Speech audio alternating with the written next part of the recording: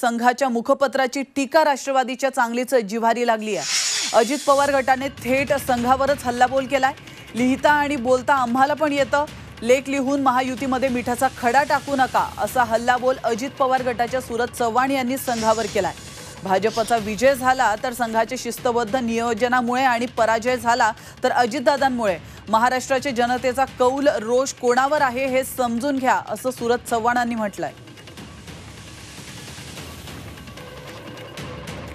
तर सुरत चव्हाण यांच्याशी बातचीत केली आमचे प्रतिनिधी कृष्णात पाटील यांनी। पाहूया। लोकसभा निवडणुकीत झालेल्या पराभवाचं खापर महायुतीत आता एकमेकांवर फोडण्यास सुरुवात झालेली आहे। RSCशी संबंधित असलेल्या ऑर्गनायझर या नियतकालिकानं थेटपणे अजित पवार यांना दोषी धरलेलं आहे। कालच्या लेखामध्ये तशा प्रकारची टीका जी आहे ती केलेली आहे आणि या संदर्भात उत्तर देण्यासाठी आपल्यासोबत राष्ट्रवादी युवकचे अध्यक्ष सुरत चव्हाण आहेत। काय उत्तर द्याल? भारतीय जनता पार्टीची जी मातृतुल्य पितृतुल्य जी संस्था आहे त्या संस्थेच्या मुखपृष्ठातून काल अजितदादावरती टीका करण्यात आली होती। आमची युती ही भारतीय जनता पार्टीसोबत आहे। भारतीय जनता पार्टीकडनं एवढीच अपेक्षा आहे की त्यांची जी संस्था आहे त्या संस्थेच्या माध्यमातून जर तुम्ही राष्ट्रवादी काँग्रेस पक्षाचा ब्रँड डॅमेज करत असाल आणि होत असेल किंवा करण्याचा प्रयत्न केला जात असेल तर त्याला जशास तसं उत्तर आमच्याकडनं दिलं जाऊ शकतं। विजयाचं श्रेय तुम्ही घेणार आणि पराजयाचं खापर मात्र एकट्या अजितदादावर फोडणार।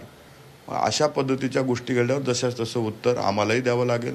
तुम्ही जर आमचा ब्रँड डॅमेज करत असाल तर आम्हालाही तशा पद्धतीचं उत्तर द्यावं लागेल। आणि तुम्ही एकट्या अजितदादावर खापर फोडताय म्हणजे तुम्हाला जनतेपासून किती दूर गेला याचं एक प्रचिती येते। जनतेचा रोष कुणाबद्दल आहे, कौल कुणाच्या बाजूनं आहे, आज महाराष्ट्रात काय परिस्थिती निर्माण झाली आहे, कुणामुळं झाली आहे हे जर तुम्हाला समजत नसेल तर मला वाटतं कुठंतरी जमिनीवर जाण्याची गरज आहे। आणि आमची युती ही भारतीय जनता पार्टीसोबत आहे। आमचं जे काही म्हणणं आहे आम्ही त्यांच्या समन्वय समितीकडे नक्की मांडू आणि पुढच्या निवडणुकीमध्ये एकत्रितपणे आम्ही या महाराष्ट्रामध्ये एक हाती सत्ता मिळवू। ह्याच्यात काही दुमत असण्याचं कारण नाही। परंतु कुणाला तरी वाचवायचं म्हणून कुणाला बदनाम करायचा प्रयत्न कालच्या लेखामधून होतोय की काय आणि त्याचा वास मला त्या लेखामधून दिसतोय म्हणून मी ते ट्विट टाकलेलं आहे। धन्यवाद। व्हिडिओ जर्नलिस्ट निलेश देवरुकरसह कृष्णात पाटील, झी मीडिया, मुंबई।